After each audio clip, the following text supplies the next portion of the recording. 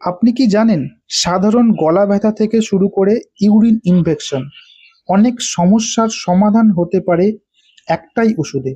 আজকে আমি আপনাদের বলবো ওডোক্সিল 500 ট্যাবলেট সম্পর্কে। এটি কি কাজ করে এবং কোন কোন ক্ষেত্রে খাওয়া উচিত।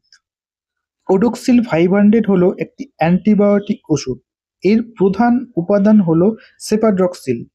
এটি ব্যাকটেরিয়াকে মেরে ফেলে, সংক্রমণ কমিয়ে দেয়।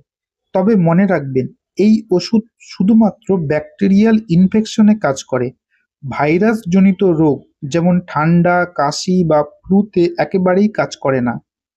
ওডোক্সিল 500 সাধারণ ব্যবহার করা হয় গলা বা টনসিলের ইনফেকশনে, কানের ব্যথা বা কানের ইনফেকশনে, মূত্রনালীতে সংক্রমণে, ত্বক এবং নরম টিস্যুর সংক্রমণে, শ্বাসনালী বা ফুসফুসের ইনফেকশনে।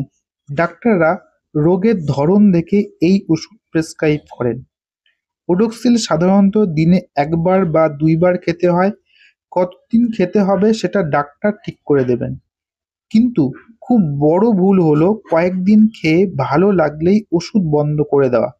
অ্যান্টিবায়োটিক সবসময় পুরো কোর্স শেষ করতে হয়, না হলে ইনফেকশন আবার ফিরে আসতে পারে।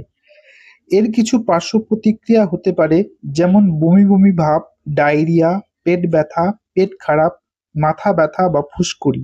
তবে গুরুতর অ্যালার্জি যেমন শ্বাসকষ্ট, মুখ বা গলা ফুলে যাওয়া হলে দ্রুত ডাক্তারের পরামর্শ নিতে হবে। যাদের কিডনির সমস্যা আছে, গর্ভবতী নারী অথবা আগে থেকেই অ্যান্টিবায়োটিকে অ্যালার্জি আছে, তারা অবশ্যই চিকিৎসকের পরামর্শ ছাড়া এই ওষুধ খাবেন না। তাহলে বন্ধুরা, এটাই ছিল ওডোক্সিল 500 ট্যাবলেট সম্পর্কে সংক্ষিপ্ত তথ্য। সবসময় মনে রাখবেন, এটি একটি প্রেসক্রিপশন ওষুধ। এটি কখনোই নিজে থেকে খাবেন না। কমেন্টে লিখে জানাবেন আপনি কি আগে কখনো এই ওষুধ ব্যবহার করেছেন।